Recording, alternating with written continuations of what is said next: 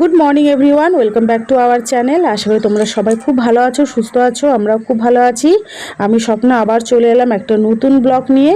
আর এখন বাজে সকাল 6টা। তো আজকের ব্লগটা আমি সকাল 6টা থেকে শুরু করলাম। আর আজকে বাইরে প্রচুর পরিমাণে রোদ বেরিয়েছে, মানে এখন সকাল 6টা বাজে, কিন্তু দেখলে মনে হচ্ছে 9টা থেকে 10টা বাজে বাইরের দিকে তাকালে। মানে 6টার সময় যদি এরকম রোদ হয়, তাহলে আজকে সারাদিনের যে গরমটা পড়বে সেটা রোদ দেখেই বোঝা যাচ্ছে।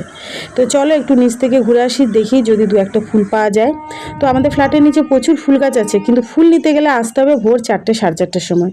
তো ধরো সেভাবে ভোরবেলায় আসা সম্ভব হয় না, মানে 7টা 8টা বেজে গেলে আর ফুল পাওয়া যায় না।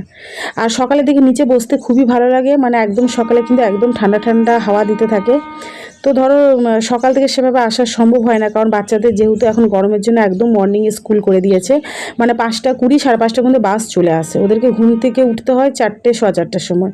তো সকালে আসা সম্ভব হয় না। আর আজকে যেহেতু সানডে, তো সেভাবে চাপ নেই, ছেলে মেয়ে হাজব্যান্ড সবাই ঘুমাচ্ছে, মাও ঘুমাচ্ছে। তো উপর নিচ থেকে আমি যে কটা ফুল পেলাম, ফুল নিয়ে দেখো আমি উপরে চলে এলাম। আর আমার যে সবজির গাছগুলো সেটা তোমাদের সাথে একটু শেয়ার করি। এখানে আছে লাউ গাছ, কুমড়ো গাছ, শশা গাছ, নেনুয়া গাছ, আর আছে ঝিঙে গাছ। তো আমি সব গাছগুলো যেহেতু একসাথে লাগিয়েছি বলে শশা গাছগুলো একদমই হয়নি, মানে শশা গাছগুলো হয়েছিল, তারপরে ছোট ছোট হয়নি, সব গাছ মরে গেছে। আর এই যে বড় নয়নতারা গাছটা দেখছো, এই নয়নতারা গাছটা কিন্তু আবার 12 মাস ফুল দিতে থাকে। মানে কোনো গাছে ফুল হোক বা না হোক, এই নয়নতারা গাছে কিন্তু ফুল হবেই হবে। মানে পুজোর জন্যে যে কটা ফুল দরকার সেই নয়নতারা গাছ থেকে হয়ে যায়। তো চন্দ্রমল্লিকা গাছটা দেখো, শীতকালে চন্দ্রমল্লিকা গাছটা ঠিকভাবে হয়ওনি, ফুলও দেয়নি। এখন গরমের সিজনে গাছটা খুব ভালোভাবে হচ্ছে। তো এখন ফুল অবশ্য হবে না, যাই হোক গাছটা ভালোভাবে হচ্ছে সেটাই দেখে ভালো লাগছে। আর জবা ফুলের গাছটাও একদম মরে গেছিলো, কিন্তু জবা ফুলের গাছটাও আরও ভালোভাবে হয়েছে এবং 4-5টা কড়ি একসাথে দিয়েছে। তো বাড়িতে ফলের গাছ বা ফুলের গাছ লাগাবার পরে যদি ঠিকঠাক হয়, তাহলে মনটাও শান্তি। আর আমি গাছ লাগাতে কিন্তু খুবই ভালোবাসি। যে কোনো গাছ, ফুলের গাছ বলো ফলের গাছ বলো, যেটা আমি বাইরে দেখতে পাই নার্সারিতে, সেখান থেকে আমি উঠিয়ে নিয়ে আসি। তো এই প্রথমবার ফ্ল্যাটে আমি সবজির গাছ লাগিয়েছি, দেখা যাক সবজি ঠিকঠাক হয় কি না। তো সোফা টোফা একটু ঝাড়াঝাড়ি করে দিলাম, কারণ আমার কাজের বোনটা 9টার সময় আসে, তার আগে আমি বেড পরিষ্কার করে সোফা টোফা ঝাড়াঝাড়ি করে রেখে দিই। তো এখন চলে এসেছি আমি রান্নাঘরে। আর গরমকালে সবথেকে বড় কাজ যেটা আমার মনে হয়, সেটা হচ্ছে বোতল ধুয়ে পরিষ্কার করে জল ভরে ফ্রিজে রাখা। তো এই কাজটা পুরোপুরি আমার দায়িত্ব, কারণ আমাদের বাড়িতে বোতল কেউই ভরে না। যদি খালি হয়ে যায়, ফ্রিজে জল না থাকে, গরম জল খাবে, তাও কেউ বোতল ভরে নিয়ে ফ্রিজে রাখবে না। তো সকালে আর রাতে সবথেকে বড় কাজ কিন্তু বোতল ধুয়ে নিয়ে জল ভরে ফ্রিজে রাখা। আর এখন চলে এসেছি রান্নাঘরে, আর এখন বানাচ্ছি আমি গরম গরম স্পেশাল চা আমার মায়ের আর হাজব্যান্ডের। আর এই যে সিদ্ধ হচ্ছে পাতা, এটা হচ্ছে গিলোই পাতা। তো আমি বাড়িতে টবের মধ্যেই গিলোই পাতা লাগিয়েছি। তো মার যেহেতু সুগার আছে, তার জন্য মা সকালে খালি পেটে 2টো পাতা সেদ্ধ করে জলটা খায়। সুগারের জন্য খুবই ভালো, যাদের যাদের সুগার আছে তোমরা এইভাবে খেতে পারো। আর সকালে প্রত্যেক দিন ভাবি চা খাবো না, কারণ যেহেতু অতিরিক্ত গরম পড়েছে, তো চাটাকে একটু অ্যাভয়েড করার চেষ্টা করি। কিন্তু চা যদি না খায়, তাহলে মনে হয় সকালে বড় কিছু একটা মিস করছি। তো চাটা সকালে খেতেই হয়, চাটা একদমই সকালে বাদ দিতে পারছি না। মানে বিকেলে খাই বা না খাই, সকালে কিন্তু একদম ঘুম থেকে উঠে চা চাই। তো দেখো এখন চা খেয়ে নিচ্ছি। আর এই যে গাছটা দেখছো, এটা হচ্ছে আমার 3 নম্বর গাছ। এর আগে আমি 2টো গাছ নিয়ে এসেছিলাম, 2টো গাছই মরে গেছে। আর এই গাছগুলো আমার এত ভালো লাগে, তো খুব মন খারাপ হয়ে গেছিলো যখন গাছগুলো মরে যায়। তো ঠাকুরের নাম করে আবার নিয়ে এসেছি। আর এবারে না, আমি কোনো কেনা সার দিয়ে আমি গাছটা লাগাইনি। আমাদের ফ্ল্যাটের নিচে খাটাল আছে, তো সেই খাটাল থেকে গোবর সার নিয়ে এসেছি আর মাটি দিয়ে পুরো মিক্স করে গাছটা লাগিয়েছি। তো গাছটার চেহারা দেখলে তোমরা বুঝতেই পারছো, খুব ভালোভাবে গাছটা বাড়ছে এবং পুরো পাতাগুলো একদম সবুজ হয়ে আছে, মানে গাছটা ঠিকঠাকভাবে হচ্ছে। আর একটা কথা তোমাদের সাথে শেয়ার করি, আমাদের যেখানে ফ্ল্যাট আছে সেটা কিন্তু একদম রেলওয়ে স্টেশনের সামনে। আর স্টেশনটার নাম হচ্ছে গামারিয়া স্টেশন। যারা যারা জামশেদপুরে থাকো তারা তো অবশ্যই জানবে গামারিয়া স্টেশন।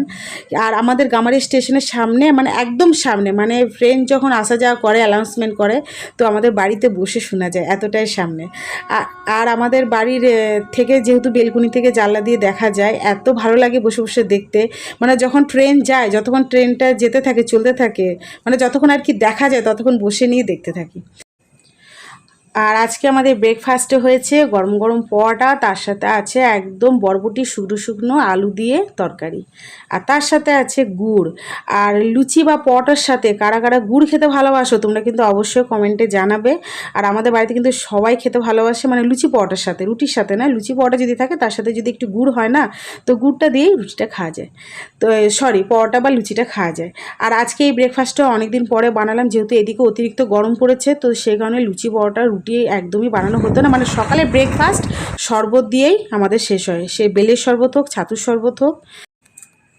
আর এখন চলে এসেছি গামারিয়া বাজারে, এটা হলো গামারিয়া বাজার, লাল বিল্ডিং বলে এটাকে। তো লাল বিল্ডিং থেকে আমাদের বাড়ি 5 মিনিটের রাস্তা, মানে একদম আমাদের ভিতর দিকে রেলওয়ে স্টেশনের সামনে, তোমাদের বললাম। তো যেহেতু আজকে সানডে মানে মাটন, তো আজকে সবজি সেভাবে নেবো না, কারণ সানডের দিন সবজি বা মাছ খেতে একদমই ভালো লাগে না, একটু মাটনের ঝোল হলেই ভালো হয়। তো মাটন নিয়েছি আর কিছু ফল ডল নিয়েছি, তারপরে চলে এলাম বাড়িতে, কারণ বাইরে প্রচুর রোদ, সেভাবে রোদে দাঁড়িয়ে বাজার করা একদমই সম্ভব না, মানে মনে হচ্ছে কত জলদি একদম বাড়িতে যাই।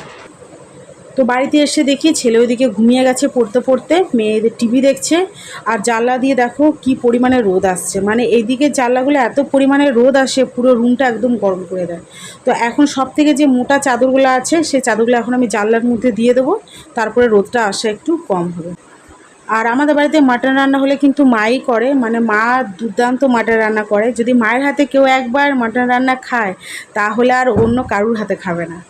তো মায়ের যেহেতু শরীরটা ভালো নেই, তো সেখানে আজকে আমি বানাবার রিস্ক নিচ্ছি, জানি না কেমন হবে।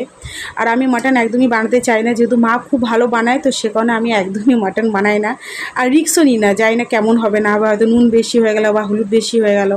আর মাটন বলো চিকেন বলো, পারফেক্টলি যদি সব কিছু মশলা না পড়ে, ঠিকঠাক না হয়, তাহলে কিন্তু একদমই ভালো লাগে না। তো ব্রেকফাস্ট আমি করে যাইনি, ভেবেছিলাম এসে করব, কিন্তু বাইরে এতটাই রোদ আর পরোটা খেতে ইচ্ছা করলো না। এখন খাবো একদম ঠান্ডা ফ্রিজে জল দিয়ে ছাতুর শরবত। আর আমরা কিন্তু ছাতুর শরবত না একটু অন্যভাবে খাই, অন্যভাবে বলতে নুন দিই, লেবু, আর একদম কুচি কুচি করে পেঁয়াজ কুচি দিই, আর তার সাথে বাদাম ভাজা। আমি অবশ্য যেহেতু একটু ঝাল খেতে ভালোবাসি, তো 1 দানা লঙ্কা কুচি নিই। তো তোমরাও এভাবে একবার খেয়ে দেখবে, যারা যারা আর কি চিনি দিয়ে ছাতু খাও, তারা চিনির ছাতু জীবনও খাবে না, আমি যে পদ্ধতিতে বললাম সেভাবেই খাবে। তো দেখো মশলা আমি সব রেডি করে নিয়েছি, আর এদিকে বড় বড় সাইজের আমি আলু কেটে নিয়েছি। তো মশলার মধ্যে এখানে আছে পেঁয়াজ, আদা, রসুন, গোটা শুকনো লঙ্কা, আর আছে গরম মশলা। তো আমি সব কিছু মিক্সির মধ্যে খুব ভালোভাবে পিষে নিয়েছি। আর এইদিকে আমি কড়াইয়ের মধ্যে দিয়ে দিলাম সর্ষের তেল। আর আমাদের বাড়িতে মাটন রান্না হলে কিন্তু, সরি কড়াইয়ে না, কুকারে, আমার বলতে ভুল হলো, কুকারে আমাদের মাটন রান্না হয়, যেহেতু মাটনটা ধরো সিদ্ধতে একটু টাইম লাগে। তো সেই কারণে আমার বাড়িতে বরাবরই আমি দেখেছি, আমার শাশুড়ি মাকেও আমি বরাবর দেখেছি কুকারের মধ্যেই মাটন রান্না করে। তো মাটনটা কুকারের মধ্যে কষতে একটু অসুবিধা হয়, কিন্তু যেহেতু সেদ্ধ একটু জলদি হয়ে যায়, তো সেই কারণেই কুকারেই মাটনটা রান্না করা হয়। আর খেতেও কিন্তু দারুণ হয়, কারণ আমার শাশুড়ি মা খুব ভালো মাটন রান্না করে, তোমাদের আগেই বললাম। তো আমি যে পদ্ধতিতে বানাচ্ছি, শাশুড়ি মা কিন্তু সে পদ্ধতিতেই বানায়। তো জানি না আজকে মায়ের মতো টেস্ট হবে কি না, তো মায়ের যে হাতের টেস্ট সেটা তো একদমই আলাদা, তো সেটা তো হওয়া সম্ভব একদমই না। তো যাই হোক, যদিও একটু কাছাকাছি যেতে পারি, যদি একটু ভালো হয় আর কি। তো মায়ের শরীরটা যেহেতু ভালো নেই, সে কারণে আমিই মাটনটা রান্না করছি। তো দেখো আমি সব মশলা দিয়ে খুব ভালোভাবে কষিয়ে নিয়েছি, আর পরে মশলাটা কষাবার পরে জিরে গুঁড়ো আর ধনে গুঁড়ো আর হালকা পরিমাণে আমি শুকনো লঙ্কা গুঁড়ো দিলাম, কারণ আমি মশলার মধ্যেই গোটা শুকনো লঙ্কা দিয়ে দিয়েছিলাম। আর গরম মশলাটা যখন মাংসটা রান্না হয়ে যাবে, তারপরে আমি একদম লাস্টে গরম মশলা দেবো। তো মাংসটা আমার খুব ভালোভাবে দেখো রান্না হয়ে গেছে, আর কালারটাও দেখে মনে হচ্ছে দারুণ, মানে মাংসটা খেতে হবে, জানি না কেমন হবে। আর যেহেতু আমি রান্না করেছি, অবশ্য আমি তো ভালো বলবোই যে ভালো হয়েছে। তো অন্যরা খেয়ে বলবে কেমন হয়েছে, তাহলেই হবে সেটা ভালো হওয়ার। আর মাটনের যে তেলটা, সেটা কিন্তু সব শেষে আমি দিয়েছি, কারণ মাটনটা কষতে কষতে যদি আমি তেলটা দিয়ে দিতাম, তো পুরো মাটনের তেলটা গলে যেত, আর মাটনের তেলের যে খাওয়ার মজা, সেটা কিন্তু একদমই পাওয়া যেত না। আর মাটনের তেল খেতে কারা কারা ভালোবাসো তোমরা কিন্তু অবশ্যই কমেন্টে জানাবে। আমার কিন্তু মাটনের থেকে মাটনের তেলটা বেশি প্রিয়, মানে মাটন না দিলেও চলবে, তেলটা কিন্তু আমাকে দিতেই হবে, তেল, আলু আর তার সাথে ঝোল। আর মাটনের আলু কারা কারা খেতে ভালোবাসো তোমরা কিন্তু অবশ্যই কমেন্টে জানাবে। মানে আমাদের কিন্তু মাটনের মধ্যে বেশি করে আলু দেওয়া হয়, তারপরের দিনে যদি আলু থাকে তো সেটা মুড়ি দিয়ে খাওয়া হয়। এটা কিন্তু পুরুলিয়া বাঁকুড়ার খাবার। তো পুরুলিয়া বাঁকুড়ার মানুষরা কিন্তু মাটনের ঝোল আর আলু দিয়ে মুড়ি খেতে খুবই ভালোবাসে। আর তোমরাও কিন্তু একবার ট্রাই করে দেখতে পারো, দারুণ দারুণ খেতে লাগে। আর এই দেখো এইদিকে স্পার্কি গরমে তার মানে খবর একদম শোচনীয়। তো সে জল ভাত আজকে খেয়েছে, সরি জল ভাত না, আজকে দই ভাত খেয়েছে, একদম ফ্রিজে ঠান্ডা জল দিয়ে দই ভাত খেয়েছে। কারণ যে পরিমাণে গরম পড়েছে, তো নিজেদেরও সুস্থ থাকতে হবে আর পশু পাখি সবাইকে সুস্থ রাখার চেষ্টা করতে হবে। তো স্পার্কির খাওয়া হয়ে গেছে। তো মা আর মেয়ে আর ছেলে আর হাজব্যান্ড ওরা এখন 4 জনে খেতে বসেছে। ওদের খাওয়া হলে তারপরে আমি খাবো।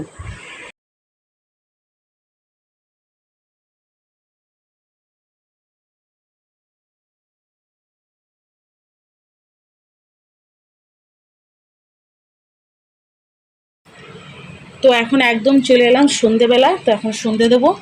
আর তোমাদের একটা ছোট টিপস বলে দিই, আমি রেগুলার যেটা করি আর কি, সেটাই তোমাদের সাথে একটু শেয়ার করব। প্রতিদিন সন্ধে দেওয়ার সময় 5টা করে লং, তার সাথে 2 দানা কর্পূর, ছোটো প্যাকেটে যে কর্পূরগুলো পাওয়া যায় সেখান থেকে 2টো কিংবা 3টে কর্পূর প্রত্যেক দিন সন্ধে দেওয়ার সময় এভাবে জ্বালাতে পারো। সেটা যদি পুরো গন্ধটা পুরো ঘরে যায় না, তো খুবই ভালো। যে কোনো নেগেটিভ বলো বা ঘরের মধ্যে শান্তি বজায় রাখার জন্য বলতে পারো, সুখ শান্তির জন্য করতে পারো, এভাবে খুবই ভালো। তো যাই হোক, সন্ধ্যে এখন আমি চলে এলাম রান্নাঘরে। এখন করব চা। আর বাইরের যে দৃশ্য তোমাদের সাথে একটু শেয়ার করে নিই। মানে এরকম দৃশ্যের মধ্যে চাই গরম গরম চা, তার সাথে পকোড়ি।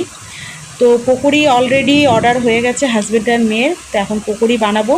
তো চা অলরেডি বসিয়ে দিয়েছি। তো চলো দেখা হচ্ছে নেক্সট ব্লগে। তোমরা সবাই ভালো থেকো, সুস্থ থেকো। আজকের মতো গুড নাইট, টাটা।